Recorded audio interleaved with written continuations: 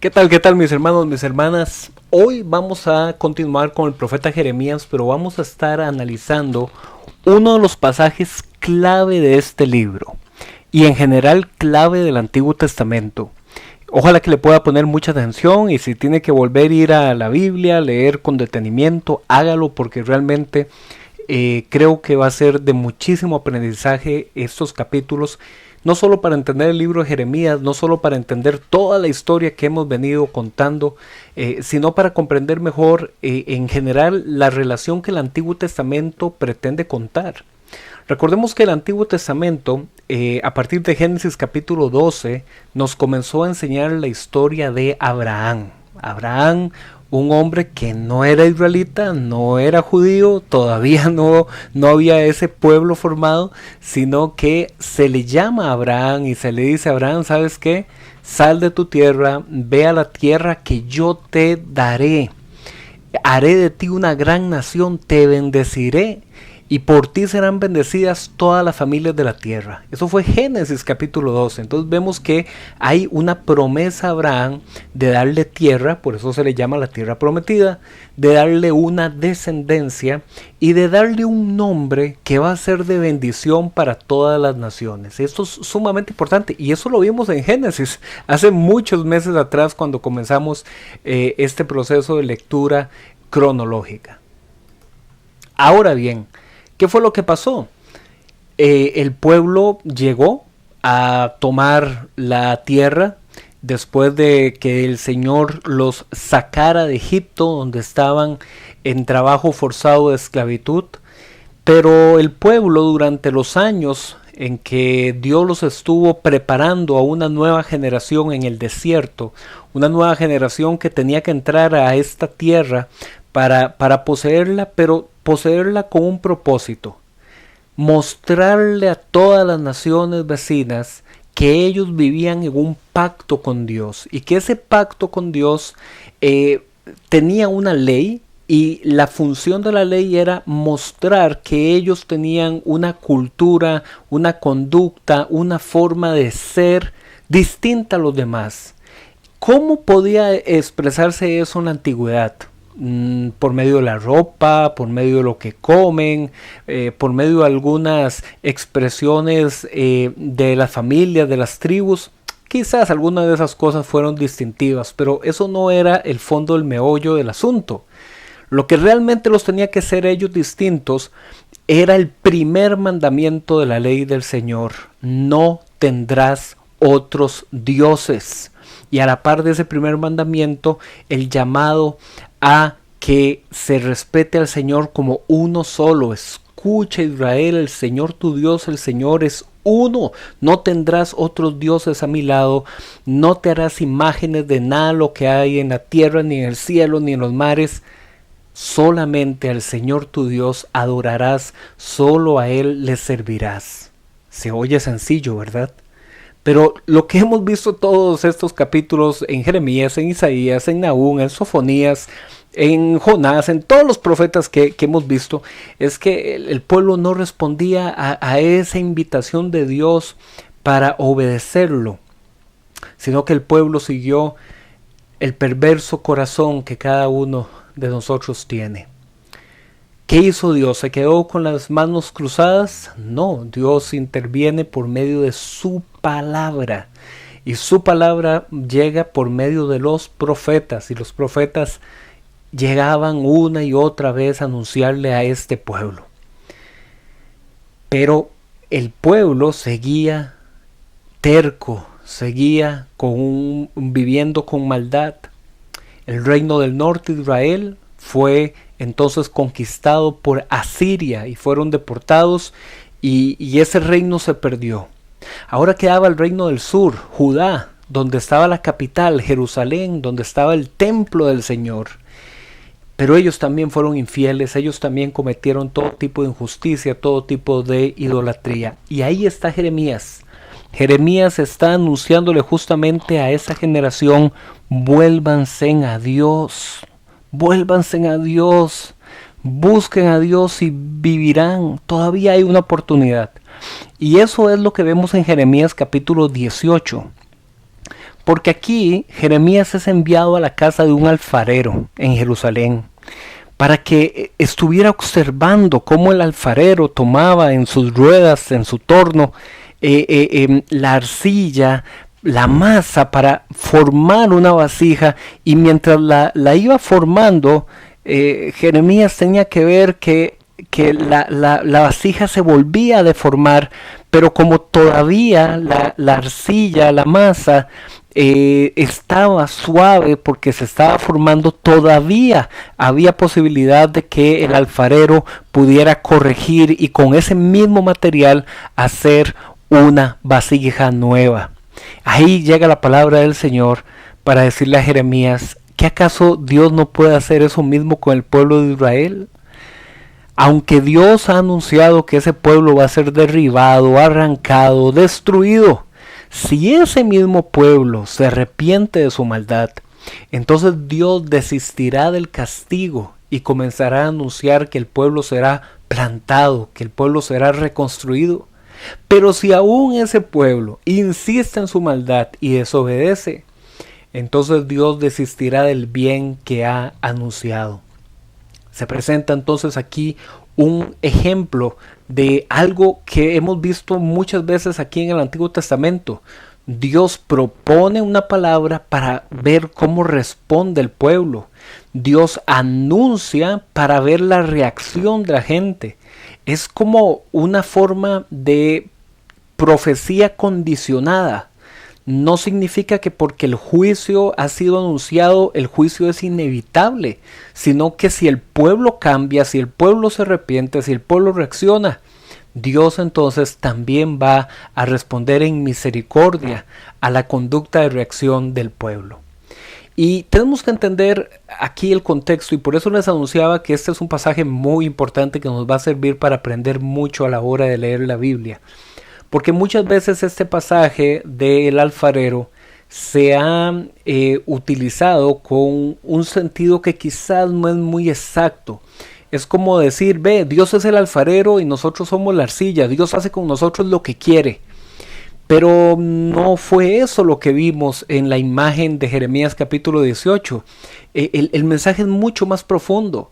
Sí, el alfarero modifica la vasija porque la arcilla todavía responde a ser modificada.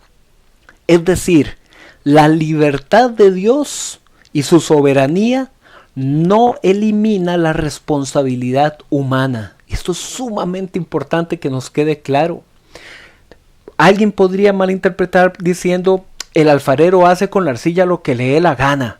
Pero aquí se nos presenta que el alfarero puede volver a formar la arcilla porque la arcilla todavía está en una etapa donde está moldeable. Repito, la libertad y la soberanía de Dios no elimina la responsabilidad humana. La mano del alfarero llega y la arcilla tiene que responder. Esa arcilla todavía tiene que ensuavizarse, estirarse, flexibilizarse.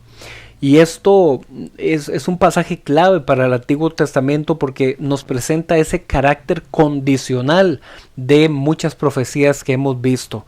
Y esto nos da un principio de interpretación bíblica para los libros proféticos, de que no necesariamente todas las profecías son de un futuro inalterable, sino que más bien buscan provocar una respuesta para cambiar ese futuro que ha sido anunciado.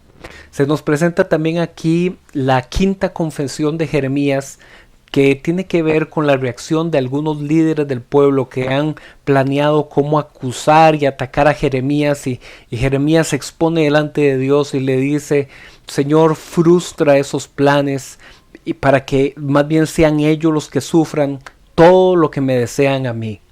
Jeremías capítulo 19 se continúa aquí con la imagen del barro, pero ahora es una vasija que ya está hecha. Ojo, porque aquí la imagen cambia. En el capítulo 18 la arcilla todavía está siendo moldeada, todavía puede cambiar de forma, pero en Jeremías capítulo 19 la arcilla ya está cocida, el cántaro de barro, la vasija ya está formada. Y Dios le dice a Jeremías: ¿sabes qué? Toma un cántaro, es decir, toma una vasija, vete al valle de Ben Hinnom, que ya hemos dicho que era una zona que se encontraba al sur de Jerusalén, saliendo de la colina de donde estaba el palacio, donde estaba el templo, ahí hacia el sur había una planicie que se le decía así el valle de Hinnom. Y no vaya solo, vaya con algunos líderes y con algunos sacerdotes del pueblo, y delante de ellos diles que así como ese lugar, el valle de Hinnom, ha sido profanado, porque ellos han quemado ahí en ese lugar incienso a otros dioses, y ellos ahí han matado a niños inocentes para ofrecerlos a Baal o ofrecerlos a Moloch, y ahí delante de ellos rompe el cántaro, rompe la vasija delante de ellos y diles, así voy a romper esta ciudad, así voy a romper esta nación como el que rompe un cántaro de barro, lo dice el Señor. Cuando venga el castigo, tendrán que poner los cuerpos ahí, en Tofet, en Ben Hinnom, que llegaría a convertirse entonces en un lugar impuro, en un lugar profanado, porque han quemado estos niños. Y con el tiempo, en el Nuevo Testamento, ese es el lugar que se conocerá como el Gehenna, que ofrece la imagen del infierno. En Jeremías capítulo 20 se nos indica que después de toda esta escena donde se reventó la vasija, donde se anunció el juicio, un sacerdote que tenía un alto mando en el templo manda que Jeremías sea golpeado, que Jeremías sea azotado y que lo dejen en el cepo toda la noche atado. El cepo era no eran esposas o grilletes como los conocemos en la actualidad, sino que era un instrumento sumamente incómodo, donde tanto las manos como los pies eran inmovilizados en una posición sumamente incómoda, para dejar ahí a una persona atada, expuesta delante de los demás para ser humillada. Al día siguiente, cuando liberan a Jeremías, él les dice que tanto ese sacerdote que lo envió a golpear como el resto del pueblo que estuvieron de acuerdo serán entregados en manos de Babilonia para ser deportados y pasados a filo de espada. En Jeremías capítulo 20, versículo del 7 al 18, se presenta la sexta y la última de estas confesiones de Jeremías, donde Jeremías reacciona delante de Dios.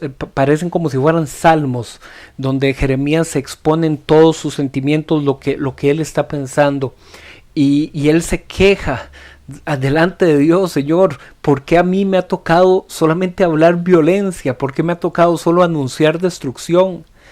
Pero Jeremías a la vez reconoce que si no anuncia la palabra del Señor, entonces en su ser interior esa palabra se convierte en un fuego que lo consume. Él no lo puede contener, él tiene que hablar la palabra del Señor.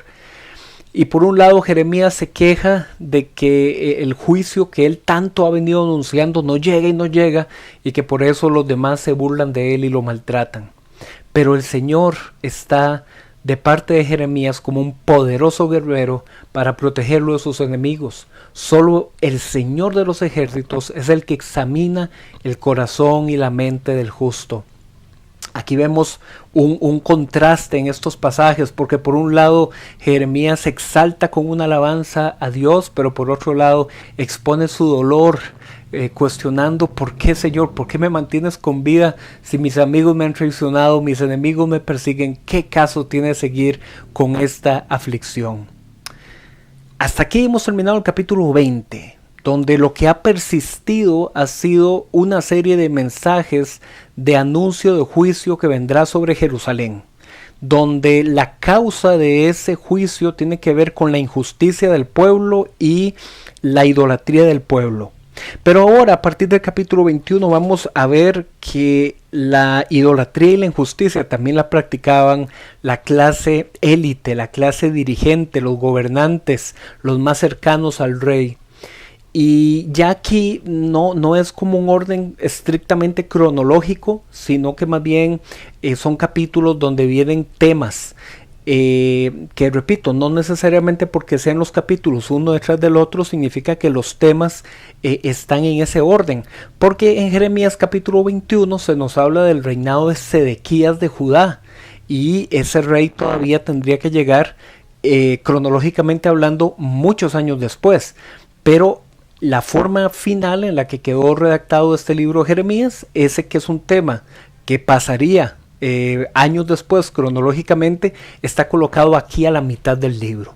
Y esto es pues algo interesante que no debería sorprendernos a estas alturas, pero es importante que lo tengamos en cuenta porque a veces leemos un libro pensando que nos cuenta una historia de forma lineal, pero a veces es como en las películas, que de pronto hay una escena y en la siguiente escena es el personaje principal recordando cuando era niño, y después cuando él está recordando cuando es niño y él está reflexionando ese niño, imaginándose qué va a ser él en el futuro cuando sea grande. Entonces, así como las películas a veces utilizan el tiempo cronológico de una forma salteada, también los libros de la Biblia para contar la historia lo hacen de esa forma.